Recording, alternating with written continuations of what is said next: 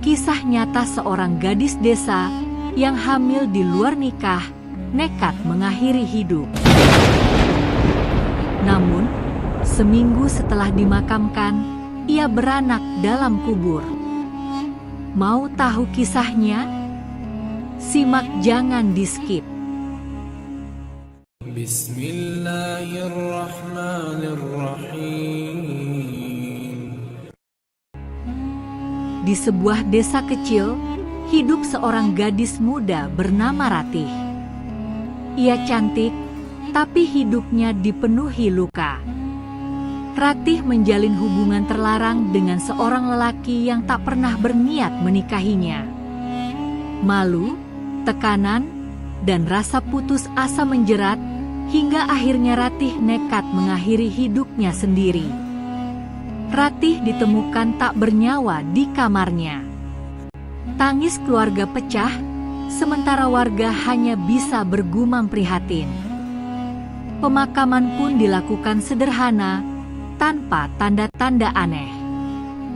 Hari itu, semua mengira cerita Ratih selesai.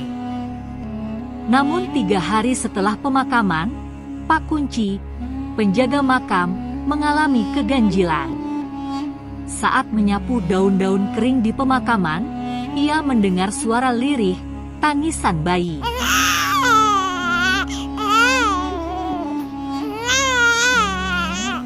Pak Kunci terdiam, mencoba mencari arah suara. Ia pikir hanya kucing atau anak kecil dari pemukiman. Tapi malam berikutnya suara itu terdengar lagi. Tangis bayi yang nyaring, menusuk telinga, seakan datang dari tanah. Hari demi hari, suara itu tak pernah hilang. Pak Kunci semakin gelisah. Malam itu, ia kembali berjaga di pemakaman. Angin malam berhembus dingin, membuat tubuhnya menggigil. Dari kejauhan terdengar suara burung hantu, melengking panjang, memecah kesunyian. Pohon-pohon bambu di tepi makam berderak tertiup angin, krak, krak, krak, seolah ada langkah tersembunyi yang mengikuti. Cahaya lampu kecil di tangannya bergetar, menyorot nisan-nisan yang berdiri membisu. Bayangan mereka bergoyang, tampak seperti sosok-sosok gelap yang sedang mengawasi. Tiba-tiba suara itu terdengar lagi, tangisan bayi.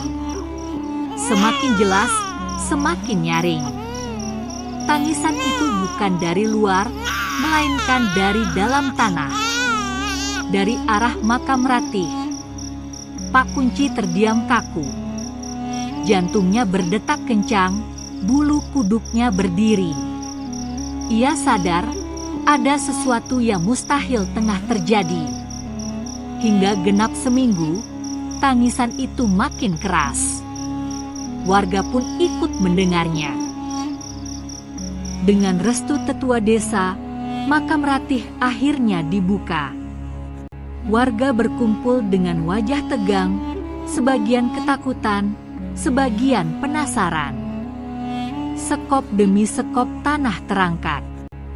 Suara tangisan bayi semakin jelas.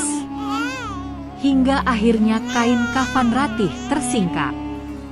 Dan disitulah semua orang terperanjat. Di samping jasad Ratih yang kaku membiru, terbaring seorang bayi mungil, hidup, sehat, dan menangis kencang. Kulitnya bersih, tubuhnya normal, persis seperti bayi baru lahir. Suasana pecah.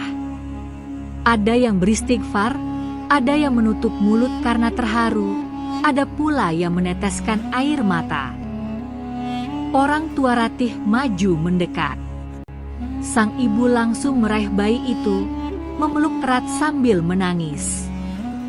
Ratih, meski kau pergi dengan cara tragis, kau tinggalkan amanah ini, cucuku nak.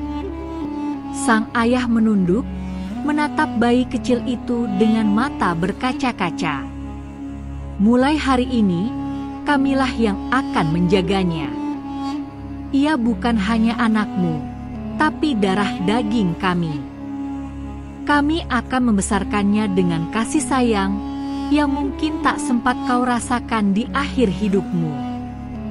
Tangisan bayi itu perlahan reda, seakan tenang dalam pelukan kakek dan neneknya. Sejak hari itu, kisah Ratih menjadi buah bibir. Bukan lagi sekadar tragedi seorang gadis muda, melainkan misteri kehidupan seorang ibu yang meninggal, namun masih sempat melahirkan dalam kuburnya, meninggalkan kehidupan baru untuk keluarganya. Hidup Ratih berakhir tragis karena salah jalan, namun dari rahimnya lahirlah kehidupan baru. Kisah nyata ini mengajarkan kita bahwa setiap pilihan membawa konsekuensi. Jangan biarkan nafsu dan keputusasaan menjerumuskan pada jalan yang salah. Keluarga adalah tempat pulang. Meski anak berbuat salah, doa dan kasih sayang orang tua tidak pernah padam. Di balik tragedi, selalu ada harapan. Tuhan bisa menitipkan kehidupan baru bahkan dari kematian. Semoga kisah nyata Ratih menjadi pengingat bahwa seburuk apapun keadaan, hidup selalu lebih berharga daripada menyerah. Karena setiap napas masih menyimpan kesempatan untuk berubah, menebus, dan memberi makna.